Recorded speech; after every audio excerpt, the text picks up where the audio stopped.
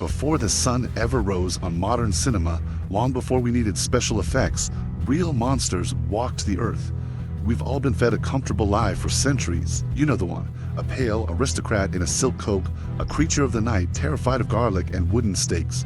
But in this explainer, we're going to strip away that Hollywood fiction and look at a truth that is, well, it's far more disturbing. Because the man behind the myth of Dracula, he didn't need fangs. We're talking about a 15th century prince who engineered horror the way a master architect designs a cathedral, with absolute, chilling precision. And always with an audience in mind. The contrast here is just staggering. On one hand, you have a fictional vampire designed to give theatergoers a safe scare. But on the other, you have the reality. Vlad III of Wallachia, a ruler who literally turned human suffering into a political language. A language so unspeakably brutal, it managed to break the largest military force on the planet. He wasn't using magic, you see. He was weaponizing despair. By deliberately targeting civilians, by staging mass violence, he knew exactly how to shatter the psychological will of an entire civilization. Which brings us to part 1, Forged in the Empire, the Crucible of Vlad III. Now, to really understand him, we have to go back to 1442. Imagine an 11-year-old boy whose entire world simply collapses in a single afternoon.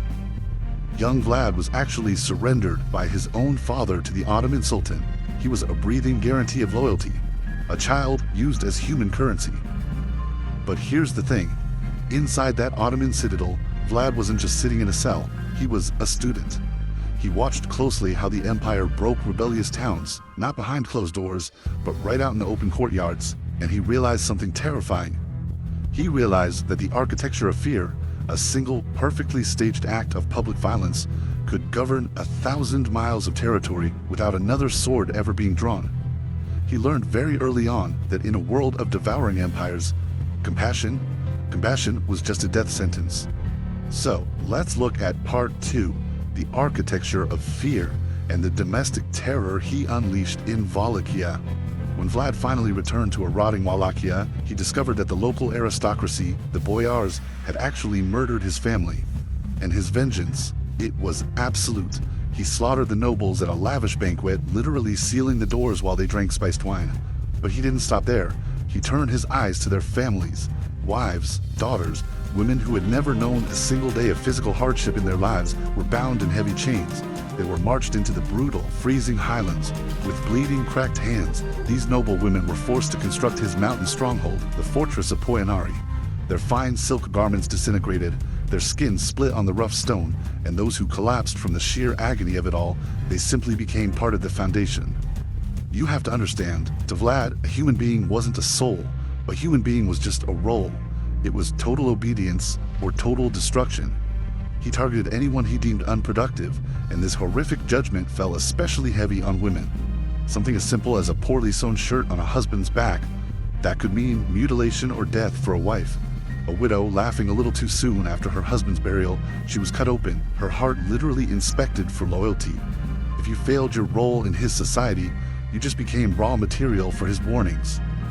And that brings us to part 3, the Forest of Flesh, and the 1461 Campaign of Desolation. The Ottoman Empire demanded its tribute. They wanted gold, grain, and Christian boys ripped from their families to be turned into soldiers. Well, Vlad's answer was pretty absolute. When Ottoman envoys arrived and refused to remove their turbans out of religious tradition, Vlad calmly ordered his guards to nail the cloth directly into their skulls.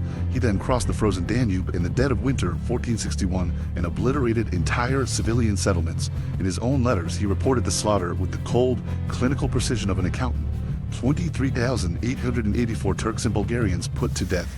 Think about that number. He wanted the soldiers tracking him to find not fallen warriors, but eradicated families. To achieve this, he refined a horrific mechanic. Now the stake wasn't just an instrument of quick execution, it was an architecture of extended, unimaginable agony. A tall wooden pole, carefully oiled at the rounded tip, forced into the lower body, deliberately angled to bypass vital organs, then hoisted upright, planted deep in the earth, and gravity became the executioner, pulling the victim downward by agonizing fractions over hours, sometimes days. It was pure brutality, transformed into a public installation.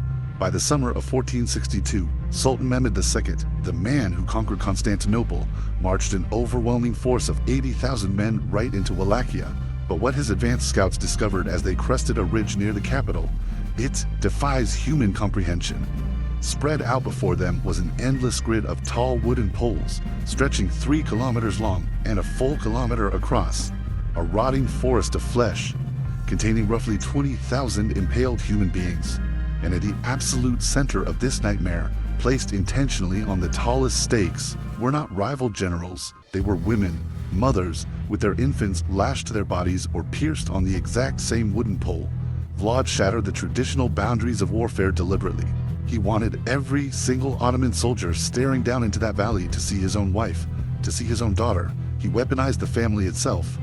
The air in that valley was thick with decomposition. Dark birds pulling strings of tissue from the dead. Sultan Mehmed II rode past these endless rows of bodies, pulling his cloak tightly across his face to block the smell.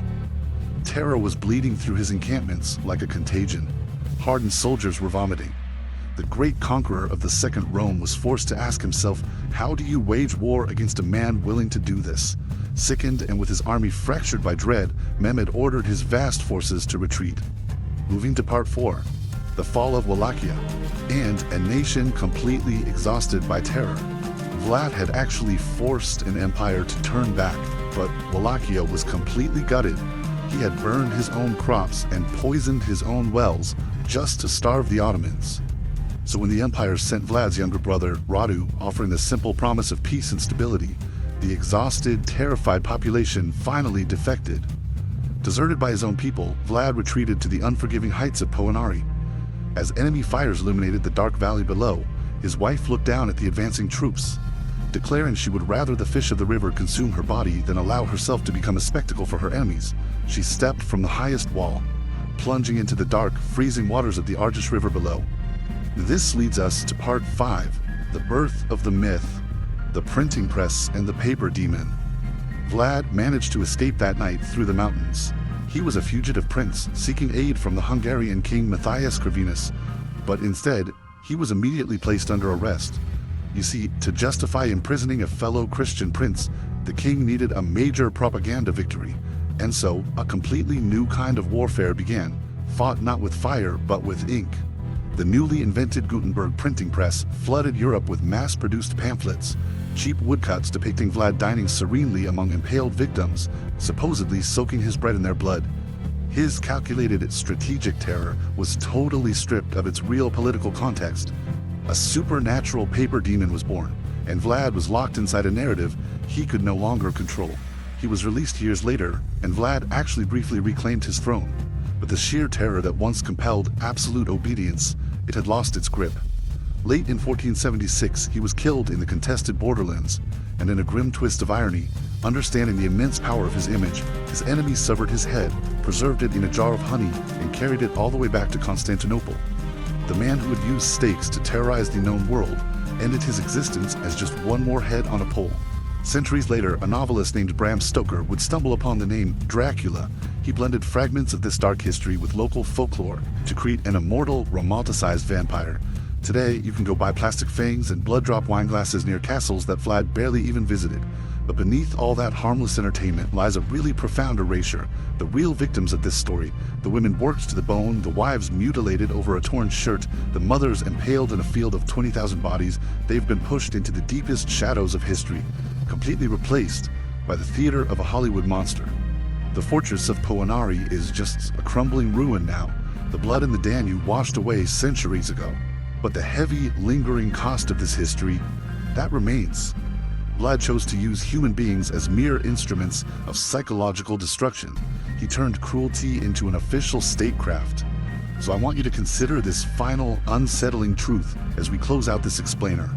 When a ruler deliberately strips away the humanity of his people to build a wall of fear, what happens to a civilization when terror actually becomes an efficient strategy?